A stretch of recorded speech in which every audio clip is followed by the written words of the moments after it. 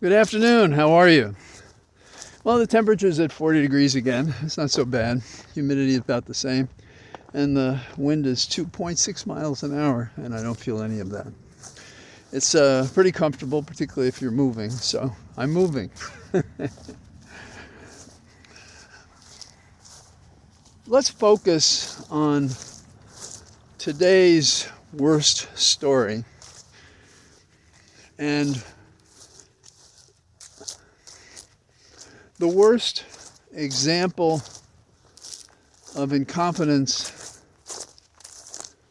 negligence, scorn for life, and for our Constitution and laws. Hegseth. Hegseth, front and center, is a person that never should have been appointed to be the Secretary of Defense. And he doesn't know a damn thing about war. But what he does in terms of defense is put us at risk all the time because of his incompetence and his lies. Of course, that is the character reference point for Trump and all others in this regime of Trump, that no one tells the truth about anything. Fast to deny, fast to accuse who is ever giving evidence against the misconduct that you present if you're a member of this organization, this assault on America. If you want a conspiracy that's hiding right out there in plain sight, is anybody having anything to do fulfilling the wishes of what Trump or any of his 2025 masters would have him do? But let's go to Hegseth. Hegseth, you may remember, managed to conduct a discussion about military affairs involving Yemen in a group signal chat. And participating in that chat was the editor of The Atlantic. And he showed the kind of restraint that should have been shown by the secretary, although he was a reporter whose first mandate is to tell the news. And he found a way to do that, to serve both masters. This kind of subtlety we would hope to have in our members in the cabinet. Hegseth, as a result of an IG report today, Inspector General, found that he had violated the code respecting classified materials shared in a group. As a result, he put at risk those who were involved in that operation because enough information was given that a person handy with the notions of war materials and personnel could estimate where the ship was, where it was coming, and so forth, and be struck itself. That is what Hegseth has done as our defense minister, as our Secretary of Defense. And he thinks this is some sort of game. He lacks discipline, even without alcohol. He lacks knowledge and experience. He is a total failure. And we could ignore that if he wasn't supposed to be defending us, not compromising our men and material, not waging war at the behest of a president in violation of the Constitution.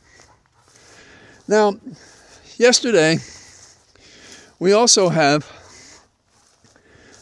the question of him explaining how he didn't see any lives justifying a second strike. He didn't see any person at risk. When these people breathe and words are mixed with their breath, they lie. If their reputation, their power, their security, their prestige is at risk, they lie. They lie about everything. They care about nothing. And that's fine if you're out of government. Go screw up yourself. But don't screw up the entire government. And the killing of people who may only be fishermen in boats that have no drugs that probably come to the United States, and not the ones they've specified, and they attack them as if they're combatants in a war when there is no war. They are not combatants, and these are crimes, and they're usually prosecuted by the Coast Guard in terms of stopping a ship and looking, but not necessarily in the open seas. Now, when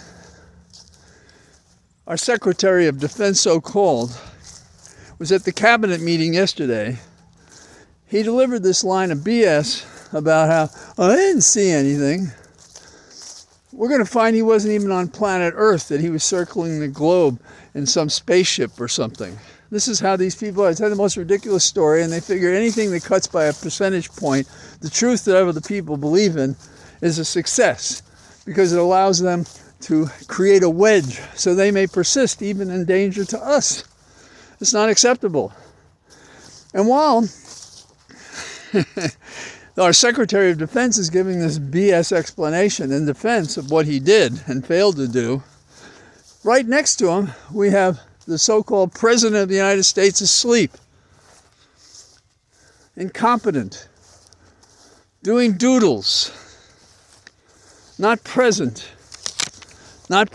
conscious because he's sleeping. Oh, poor baby was drowsy and asleep. Well, get this man a cup of coffee or replace him with the 25th Amendment to the Constitution, because this is not acceptable for a country that brags. It's an interesting slip, is the most liberal beacon on the planet for people looking for their rights. And Trump has done everything he can to destroy that. So, as Hegseth says, he saw no one alive that therefore could be shot at. Why are you shooting at the boat twice?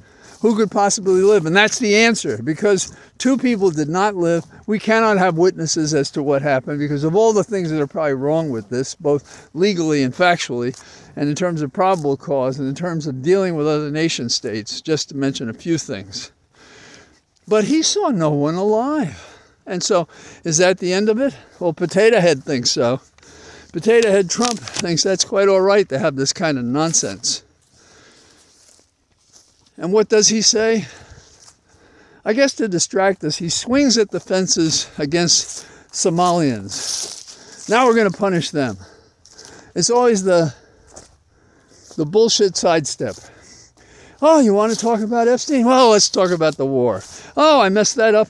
Let's talk about Somalia. Let's talk about who we're going to deport and where and why. And then when these episodes had ended, Trump let the cabineters swooning resume, praising and bowing down before this worthless, fat old individual who's ill and has no business even being in the Oval Office. And they pay him obeisance. How is that possible? Trump sleeps, the nation's in danger. When he's awake and when he's asleep.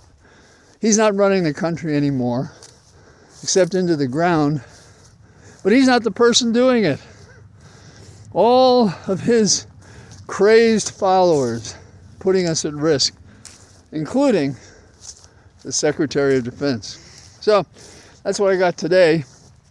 I'm angry enough about that. I don't want to get started on something else. So have a good evening. And I say ta-ta from the Cathedral of Trees. All the best. Bye-bye.